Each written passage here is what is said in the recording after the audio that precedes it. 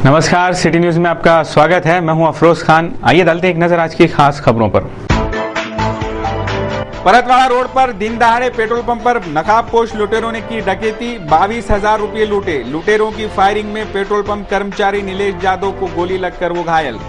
मुंबई के mid day अखबार के पत्रकार ज्योति कुमार डे की गोली मारकर हत्या। टोल टैक्स विरोधी कृति समिति द्वारा 20 जून को अमरावती बंद का ऐलान। 12वीं उत्तीर्ण छात्रा सायमा गजल हुई सम्मानित। और कक्षा 5वीं प्रवेश के लिए पालक व छात्रों की धूम, लॉटरी पद्धति से हुई शुभारंभ। सिटी न्यूज में फिर से आपका स्वागत है। अब देखते हैं शहर का आईना एवं विस्तृत समाचार। कक्षा 5वीं की लॉटरी पद्धति से प्रवेश प्रक्रिया शनिवार को लगभग सभी माध्यमिक स्कूलों में प्रारंभ हुई। पहले दिन छात्र व पालकों को आवेदन का वितरण किया गया। लॉटरी पद्धति को लेकर अभी भी पालकों में संभ्रम बना हुआ है। ग्रेड सिस्टम से नतीजे दिए जाने से लॉटरी पद्धति अपनाई जा रही है। शहर की टॉप 10 स्कूलों पर पालकों का रुझान रहा। मनीभाई गुजराती, होली क्रॉस, ज्ञान माता, गोल्डन किड्स, समर्थ विद्यालय, गणेश दास Rathi, Narayan Das Ladda, Saraswati Vidyalaya, new high school, main Ramakrishna Vidyalaya की ओर पालकों का रुझान रहा। अंकों की बजाय भाग्य पर प्रवेश निश्चित होने से ईश्वर को हाथ जोड़कर आवेदन प्राप्त किए जा रहे हैं। अल्पसंख्यक स्कूलों में 50% आरक्षण, प्रबंधन कोटे का 5% आरक्षण रहने से प्रवेश को लेकर उत्सुकता बनी हुई है। आवेदन निःशुल्क रहने से पालक 4 से अधिक स्कूलों से आवेदन इकट्ठा कर रहे हैं। शिक्षा विभाग द्वारा संभ्रम दूर नहीं किया गया तो निकट भविष्य में इसका असर देखने को मिल सकता है। Bureau report, city news.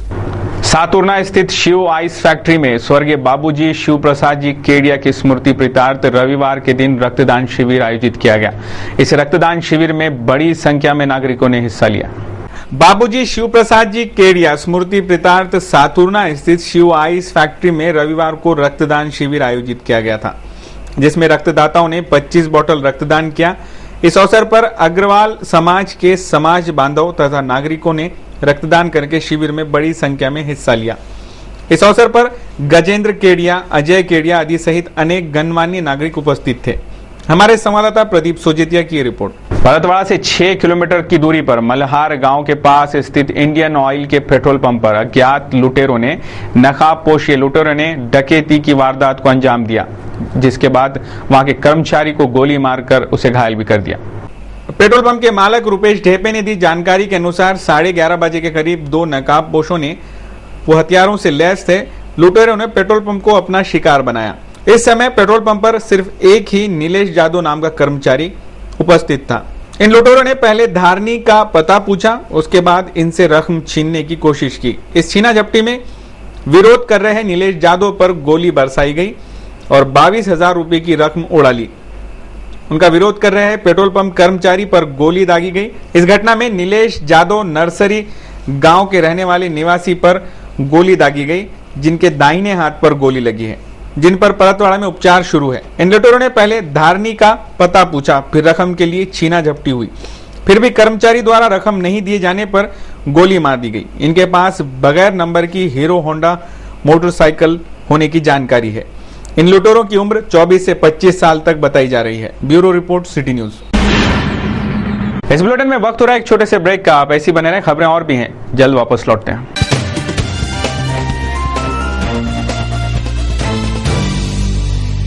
City news में फिर से आपका स्वागत है। अब देखते हैं संपूर्ण समाचार विस्तार से। मुंबई के एक अंग्रेजी अखबार मिड डे के वरिष्ठ पत्रकार 56 साल के ज्योति कुमार डे की शनिवार को कुछ अज्ञात अपराधियों ने पवाई इलाके में गोली मारकर हत्या कर दी। इस घटना से मीडिया जगत में रोष देखा जा रहा है। शनिवार को मिड डे के वरिष्ठ पत्रकार ज्योति कुमार डे दोपहर 3 बजे अपने घर के लिए जा रहे थे।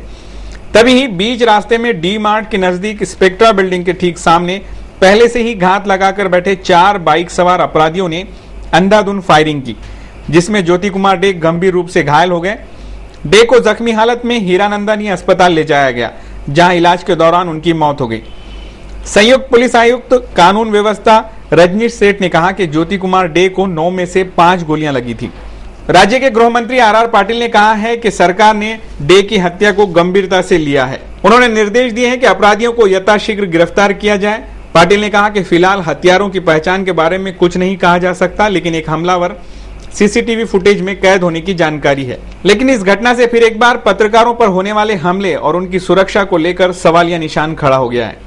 दूसरी ओर मीडिया जगत में इस घटना से रोष है, तो मीडिया जगत ने इस घटना की निंदा भी की है। सिटी न्यूज की भी पूरी टीम ने डे को श्रद्धांजलि देते हुए उनकी हत्या की कड़ी निंदा की है। Bureau report, city news. भ्रष्टाचार और विदेशों में छिपे काले धन को देश में वापस लाने की कोशिश में जुड़े बाबा रामदेव ने 2 जून से अपना आमरण अनशन शुरू किया था। सप्ताह भर से जारी उनके अनशन के चलते बाबा रामदेव के स्वास्थ्य का चिंता को व्यक्त करते हुए उन्हें स्वास्थ्य प्राप्त हो वो कामना करते हुए युवा स्वाभिमान संगठन द्वारा अंबा देवी तथा एकवीरा देवी मंदिर में महाआरती की गई।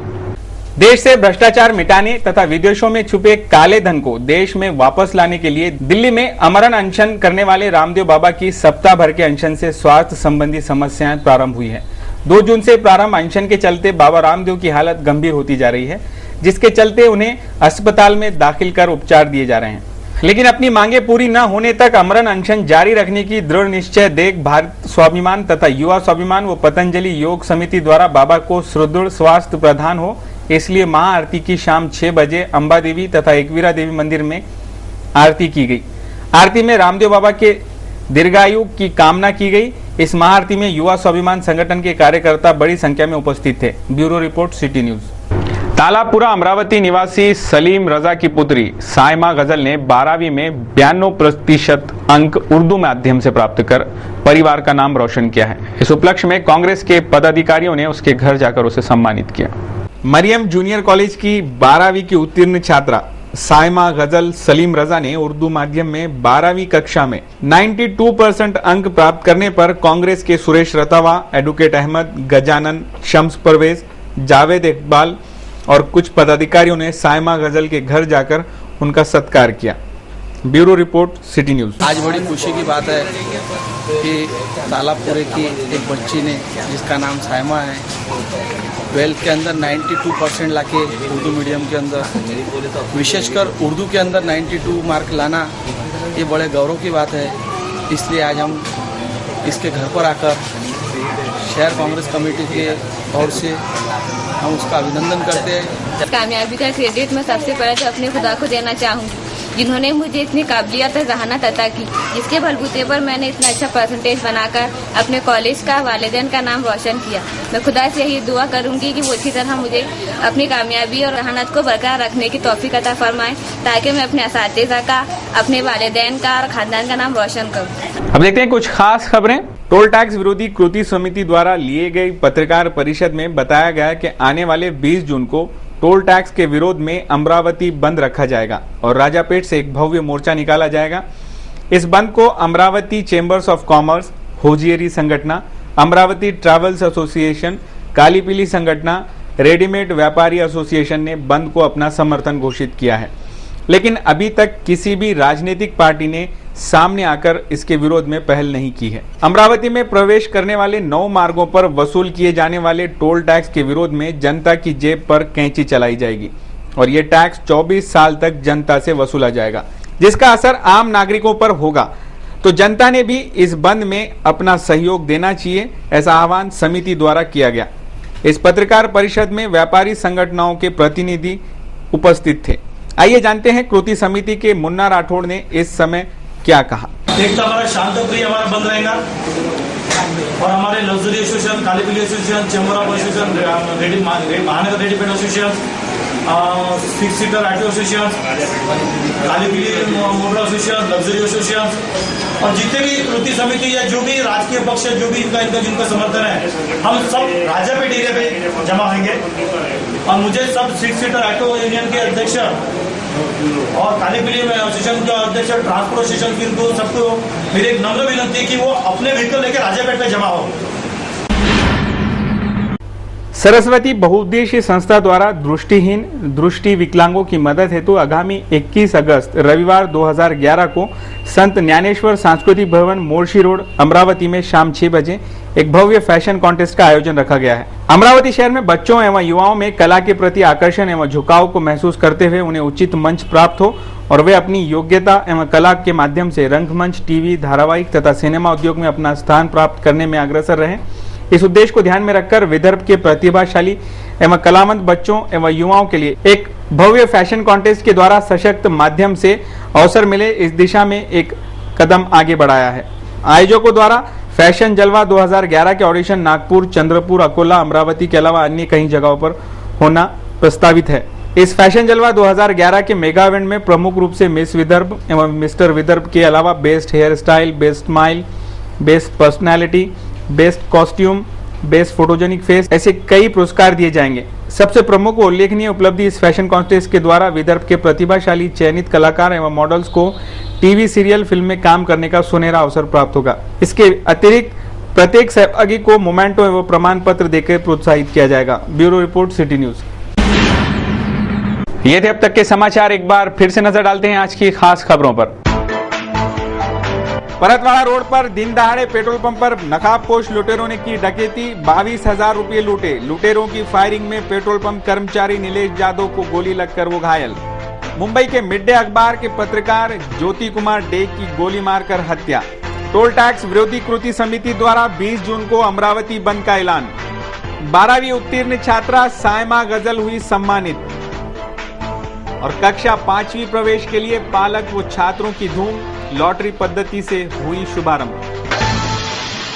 सिटी न्यूज के बारे में आप अपने सुझाव एवं विचार हमें भेज सकते हैं हमारे इस पते पर। हमारा पता है सिटी न्यूज कार्यालय, धनराज लाइन, सक्कर 7, अमरावती। हमारा फोन नंबर है 25638333। इस समाचार के माध्यम से हम आपको देते रहेंगे शहर की तरोताजा खबरें। सिर्फ देखते रहिए सिटी न्यूज चैनल। हर घंटे होती रहेंगी नए नए खबरों के साथ। फिर मुलाकात, मुझे दीजिए इजाजत।